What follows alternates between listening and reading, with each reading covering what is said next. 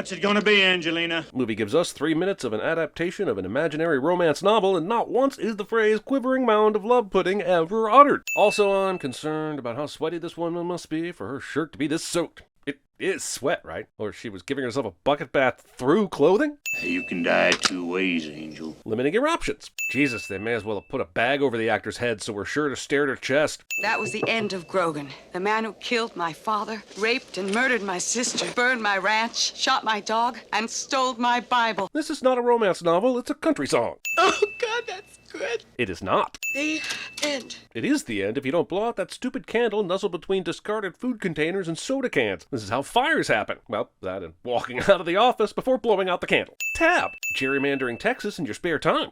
After writing a novel that made her cry, Joan looks at an idea for a new novel in which her main character goes to Paris, possibly the most cliche thing you can make a romance novel character do. Does anyone ever have romances in Detroit? The music in this scene is cramming romantic sex vibes so hard that I'm expecting a Star Trek Sub-Rosa situation. Romeo, Romeo, where art thou, Romeo? Wherefore art thou, Romeo? Jesus, are we forgetting the 4 now? What are you teaching your cat? Phew. I was getting confused about how I should think about Joan through this movie. For a moment there, I was scared that I'd only see her as a successful best-selling author who could afford nice clothes and an apartment in Manhattan without any assistance. But thankfully, the movie quickly put her in the lonely single cat lady unable to fend for herself because she has no food in the fridge or tissues to blow her nose. I can't wait to see who shows up to save her. Why push the elevator button and go immediately for the stairs? You're delaying the arrival of the elevator for someone actually waiting. What a dick! Oh, Pumpkin, I never get in an elevator alone.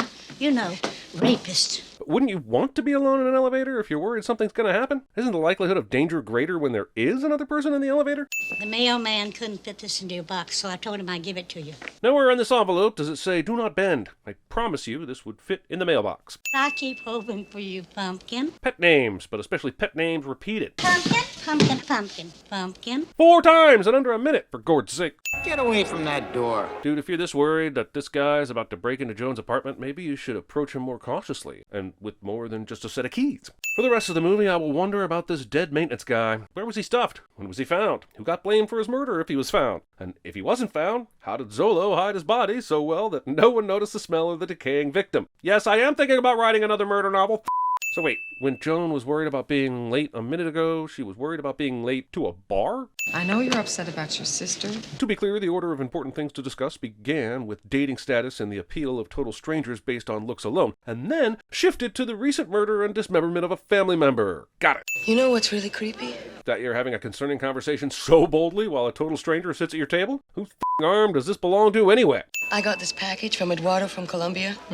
Must have been mailed just before he... So Joan's sister's husband is presumed murdered, and she just got a piece of mail from him, and she didn't think to open that up and tell her sister? Was turning in her new novel to her publisher that important? Okay, let's see. I'm really scared someone might notice me and could kill me since my husband got murdered. So let's escape in my Shelby Cobra replica. No one will notice that. Why do I get the feeling that a child using Ebola to subdue a grown woman, kidnap her in her own car, and drive to a criminal compound will be the least ridiculous thing I see during this movie? Kids. How the is this kid gonna drive this car when he's so Oh, I get it. He hired one of them body doubles to do it for him. Aside from the fact that this cat is clearly dropped by someone just above the camera, cats do not generally jump at their unsuspecting owners hoping they'll be caught. They don't believe in trust exercises. They don't believe in trust at all. Get to the Hotel Cartagena in Cartagena. If you get to the Hotel Cartagena in Bogota, you've gone too far. Do you have any idea what it's like in Colombia? I do. Your books do very well in these macho countries. They have jungles there, Joni. Insects the size of sanitation trucks. Revolutionaries. This description sounds vaguely racist, and it could just as well be describing Florida. Have you had your shots? Shots?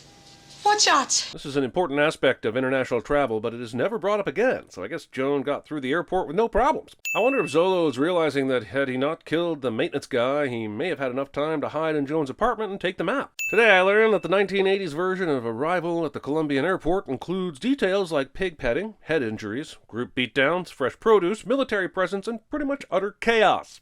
The plane from New York, has it arrived yet? The has Ralph been doing this whole time that he couldn't be at the airport when Joan landed? This is where being late matters, and not one asshole calls him out on it. Except for me, because I'm an asshole. Also, how would a guard the farthest away from the airport terminal know anything about what's happening inside the airport? How about peeping around for the super out-of-place looking woman that matches the picture on the back of the book? Is this the bus to Cartagena? Yeah?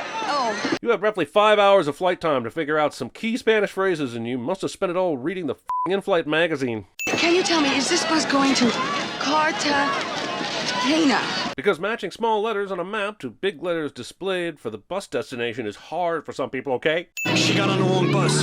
This is terrible. Narration. I'm sorry to bother you. God damn it, you know this guy doesn't speak English, and here you are again trying to speak English to him. What good is your Spanish book if you're never going to use it? I understand she's sort of a fish out of water, but there's no way she's this dumb. So the bus driver turns around backwards, as if this is a very normal thing to do while driving on dangerous mountain roads in the jungles of Colombia. His actions cause an accident, and the movie will want you to blame Joan, but there are other people watching the road too, and no one says anything to the driver. Also, forget about understanding how the bulky flat front of a bus can impact a vehicle like this one and lift it up off the ground. The bus doesn't have a cattle guard, for f***'s sake. Also, the sign on the top of the bus fell down in the crash, but is still on top in the next shot.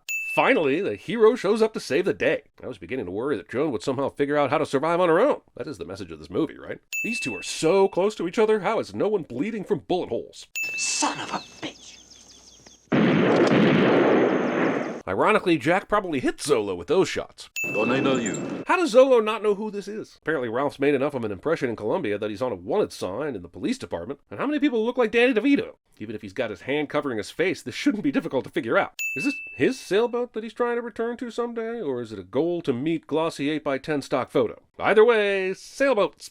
Will you take 375 in traveler's checks? American Express? Of course. Got a deal. Why do I get the feeling that the price wasn't the issue? It was just the magic words American Express that got this deal done. Joss Whedon took a look at this scene and said, how can I make this even more offensive? I think the movie is trying to tell us that this phone is connected to a VHF radio and that somehow the combination of the two creates an ability to clearly converse through a payphone across the country somewhere. You wouldn't believe the trouble I went through to figure out if chatting like this was ever possible. It wasn't. Not like this. Over and out. Ralph pulls down the wanted sign and falls over the counter in the process. But the movie cuts away before we see any Colombian police surrounding him and identifying him, so I guess it didn't happen. Little sister took the wrong road. I know these criminals aren't smart, but what the did they expect would happen when they asked Joan to fly down to Colombia to deliver the map? Did they just expect her to adapt immediately? I honestly don't know why they didn't ask her to send the map back through registered mail or something. Not like the treasure is going to be found accidentally. There is no f***ing way these assholes found Joan and Jack. First off, remember how far they fell earlier? It took Joan nearly 30 seconds to slide down into that puddle, which is a long way down from the road. Now they're making it seem like that wasn't a big fall at all. Second, imagine driving down a long jungle road, not seeing the people you're looking for, and picking any spot to start looking for them. It's not like Joan and Jack left anything on the road as a clue. Everything they owned went down the hill. Christ, here they come. Who the f*** is shooting at them? Zolo and his men are rappelling down the hill right now. You mean to tell me in the middle of rappelling, some of them are turning to take a shot? This is a trail? I know! Surprising, right? This entire surrounding area of non-existent foliage and the straight path on which you tread is somehow not, in fact, a trail. Lady, you are a jinx! He boldly screams at her after confidently leading the way the entire time. What about the bridge? That ain't a bridge. It's goddamn pre-Columbian art. Maybe Jack's just being colorful, but that's clearly a bridge. Why wouldn't you just say that bridge is a death sentence if you try to cross it, instead of describing it as something that it isn't? What is the other side of the vine attached to? Is there some massive canopy over this gorge that would help any of this make sense? I mean, look at it, just swinging there, taunting me. Think about how awesome it must be to be so badass that when you hit a rock, the rock moves instead of you. Think about it. After all the stuff this bag's been through today, how does it look that pristine? What are these assholes shooting at? I can't possibly see Joan or Jack from where they're standing. Dead bodies go limp, right? Why is this one so erect? Maybe they had a spine fusing surgery and the pain led them to try alternate medicinal methods. To pay for their new habit, they became a drug pilot and took personal pride in delivering questionable cargo. The number of meds they were on gave their skin and hair incredible fortitude, but nobody realized how special the highly specific drug concoction would be for the breakthrough in aging technology because their plane went down and the only two chuckle that found them aren't at all suspicious of the erect skeleton with hair and skin still clinging on for dear life. Irony. Wasting this much weed on a campfire. So they're ransoming your sister for this El Corazon. That's Spanish for the heart. Spansplaining. Whatever's at the end of this map is your sister's life. Now we get our hands on this El Corazon. Then you got something to bargain with. I know Jack is probably angling to get a piece of the action for whatever this treasure will bring, but what kind of logic is that? The map would clearly be enough to bargain for Joan's sister's life. I figure I lost close to $15,000 in that bus crash. Meaning this guy left $15,000 worth of birds with his abandoned vehicle at a precarious bend on the mountain road for reasons? You want to know something crazy? That you both have drank almost the entire bottle of aged whiskey and inhaled a couple kilos of weed and are somehow still cohesive? And it seems significant that just a few minutes ago a fucking bushmaster entered the plane. And now they're just gonna relax? Joan just falls asleep. You mean he's a drug dealer? Shh. Just don't say a word out loud, okay? A dope? You were clearly about to say drug dealer, but you somehow think Jack doesn't want you to say dope. Also, is this a surprise to her? Jack just talked about Drug runners. on the walk to the villa. I guess all this pot talk was a big deal in 1984, and they really want to drive the point home that these people are dangerous. Meanwhile, we're here in 2022 having weed legally delivered to our door. What do you want, gringo? Absolutely no one has spoken English this entire trip, ensuring Joan would get lost. But now that they've arrived at this tiny village in the middle of nowhere, at least 2 people speak English super conveniently. I read your books. I read all your books. Joan's publisher was somehow right about this country's reading habits, and she stumbles on a mega fan. But why the did he not know who she was until now? Her picture is on the back of the books. They told you had a car? They're such comedians. They meant my little mule. Pepe. Why the does he even say this? In mere seconds, they're busting ass out of the house in his truck. Was that for the audience? He must have literally said, "They met my little mule Pepe," and then apparated into the truck, which must have already been running. But also, considering that nobody had any idea the super bad guy troop was outside, why would they bust through the doors like this to leave for the phone? Is this just how the Looney Tunes Juan just leaves his house daily? I can't hurt my favorite pig. But this innocent chicken.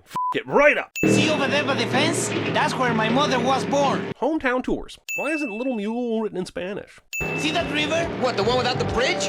What do you mean the one without the bridge? Why is Joan unnecessarily stupid? English-speaking Colombians in a small village who love Joan Wilder's books, who also have a remote-controlled bridge for an escape? The entire second act has been an act of convenience. I swear to God that Robert Zemeckis did this chase scene and copied it beat for beat in the Twin Pines mall sequence and Back to the Future the very next year. I don't think stealing from yourself is terrible, or even stealing from your mom to pay gambling debts is all that bad. I'm pretty flexible on those things, but I'm still gonna sin it. Jesus Christ, did Joan get a makeover since we last saw her in the car? It's like the movie said Jack and Joan need to get together, so let her hair down and expose her entire left leg for maximum sex appeal. He might have ended up hanging from el tenedor del diablo. El Guapo's never-ending fountain of convenience continues. This guy is like a more helpful version of Nigel in Jumanji. You are the luckiest son of a bitch that ever walked the face of the earth. She's here. Wow, nobody has to do any work to succeed in this movie. That's great. You speak English, too. Right? It's like the language barrier isn't even a problem anymore. Number 7. 7? Yeah. That's my lucky number. Mine, too. How novel. It's just beautiful. How did he manage to get clothes that fit her so well, and successfully guess her shoe size? It is impossible that she pulled out this necklace from the necklace cluster without any knots in the chain. This asshole really thinks crawling under the table is a good move in the attempt to steal Joan's purse. He somehow makes it underneath by taking a corner, where he'd have to get past 2 people and a table leg to succeed. And never mind if Ralph can even fit under this narrow table, people's legs would definitely be in the way, and it would end this plan pretty quickly. The best way to help your sister is to get that treasure, and then you could waltz into Cartagena, you're holding all the cards. It's maddening that no one says the plan is to get the treasure and then give a worthless map to the bad guys in exchange for Elaine. They keep talking about this hypothetical scenario where they have more leverage if they have the treasure, and they keep making it sound like the treasure has a better chance of saving Elaine than the map does. In a scenario where the bad guys know nothing, the map is as good as the treasure. If they somehow know that Joan and Jack have the treasure, then offering the map first could put Elaine and themselves in more danger.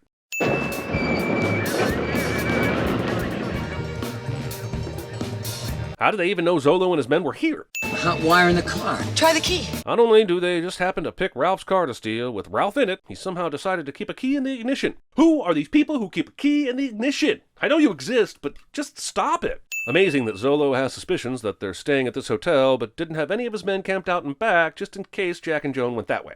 Look, Jack. That is the most anticlimactic map-solving scenario I've ever seen. I'm also including the fake treasure map I made with my cousin that required a triple fold, and that map was drawn on grid paper and crayon. Also, this is the first time there's been a suggestion that the map folds this way to provide a new clue. They've turned this treasure hunt into a passive experience for the viewer, where they haven't even discussed anything except what some Spanish words mean. Have we even gotten a good look at this map the whole movie? They're looking for mother's milk, and they managed to find a place in the cave that is basically lit up as if the sun coming through is acting like a spotlight. I guess it's a good thing they didn't try to find this when it was raining, huh? My first book, Treasures of Lust.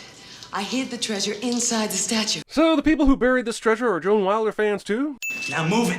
before Batman comes home. Reminding me of Batman Returns in a movie that came out 8 years before that. I'm stealing this stone. I'm not trying to romance it out from under her. Justifying the weird title of your movie with this awkward line. Also, Romancing the Stone is what they should have called Basic Instinct. Probably wouldn't have been as funny if there was no original Romancing the Stone to understand that pun. But since we live in a world where both movies exist, can I just have this moment? Also, did we already make that joke in the Basic Instinct video? I love this too much to go back. He made you think you needed it, you sap. Oh, here comes the relationship conflict we need to drive us to the end of the movie. Forget figuring out how Danny knew about any of the details of their relationship so far. We must see the lovers quarrel. Hold on! Blueface escaped! Yeah, but that was a very specific ramp at a very specific location. Well, I guess we're just charging into a river because survival instincts be damned. Where you going? What are you steering? You're not going anywhere? Jack would be wetzelling at CinemaSins. You gotta love these old movies that ask us to ignore a shot of the car going over the falls as Jack and Joan stand up to leap through the sunroof, followed by the car still at the top of the falls with Jack and Joan on the side of the car jumping for their lives. We are glad they escape unscathed, but they should be trapped in their tiny car drowning right now, and we all know it. All of these guys are shooting guns, and you'd think the sheer volume of bullets would connect just once, but they do not. I want to say, for the record, I thought the next part of this movie would include Joan's independent adventure into the jungle. I expected trials and triumphs and character growth of some kind, but nope, cut straight to the city that was somehow close enough for her to walk to without issue, despite her being actively hunted by a trained militia. Someone needs to tell the owners of this water taxi that their boat is not big enough. As we near the final moments of this film, I pause and ponder what the filmmakers were wanting me to feel in this moment. The shot is entirely blurry as she walks into the courtyard alone. Does this represent her life being out of focus? She's scared, she's unsure, she's manless. All that must be reflected in the purposeful choice to not bring anything into focus for a full minute. It can't be laziness or oversight. It can't be! I'm curious about when Joan and Jack would choose to remove the map from its protective plastic. They are in and out of water regularly, whether planned or not, so surely this flimsy piece of paper would have been ruined by now. Not that it matters. Zolo is about to ruin it with fire. Nothing matters. This map is nothing. They already have the stone. Yeah, but do you have to burn it? You're doing this because Ralph says they found the stone, and he's the least trustworthy character in the whole movie. Crocodiles shed tears when they eat their prey. You have heard of these tears, I am sure. Zoology lessons. Prolapsing the stones. I know Jack's got a plan, and that's why he's happy, but doesn't he remember that he just got hit in the nards? This movie has been edging this alligator pit, and we are finally about to have the release we all deserve. A 1980s alligator chomp to the hand. Bring on the nub gore. Ugh! Well, this movie can end now. I'm ready. And so begins the scene that turns this romance novel set in an action-adventure western set in the jungle into a Rambo film. How will you die, young whaler? Slow like a snail or fast like a shooting star? Zolo is apparently also a Joan Wilder fan. It's amazing that when she landed in Cartagena, she wasn't f***ing mobbed by admirers and escorted to the place where she needed to go, since she's so f***ing popular in this country. A few minutes ago, Jack chucked the gem toward a pit of reptiles because Joan was in danger, and now that she's fighting for her life, he can't be bothered to let it go again? Does he love her or not? One time there aren't 1,000 bullets in the gun. The one time. Does this asshole really think he's going to scale this wall? Take the stairs, dipshit.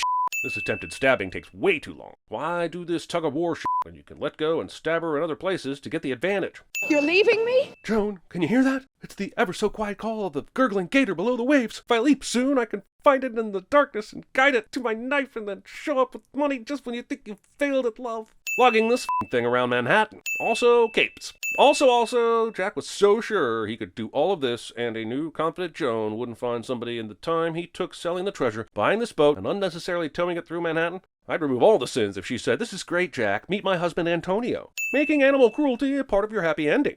I even read one of your books. Then you know how they all end. Isn't that an insult?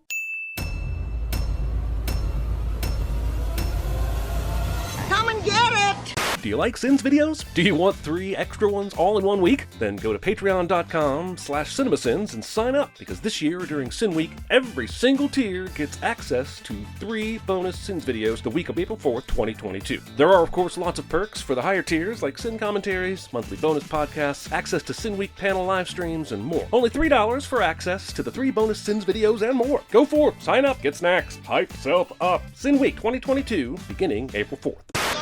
How about a monkey? He lives with me, but he is not my monkey. One day I came home and I found him sitting in the living room. I knew I should listen to my mother. What the hell are you doing in the bathroom day and night? Why don't you get out of there? Give someone else a chance. Looks like an airplane. Without wings. I love the ocean. I've never seen a painting that captures the beauty of the ocean at a moment like this. I'm watching you, Wazowski. Always watching. Here's Johnny. Would you say I have a plethora of piñatas? Ah, no, the corn! Paul Newman's gonna have my legs broke.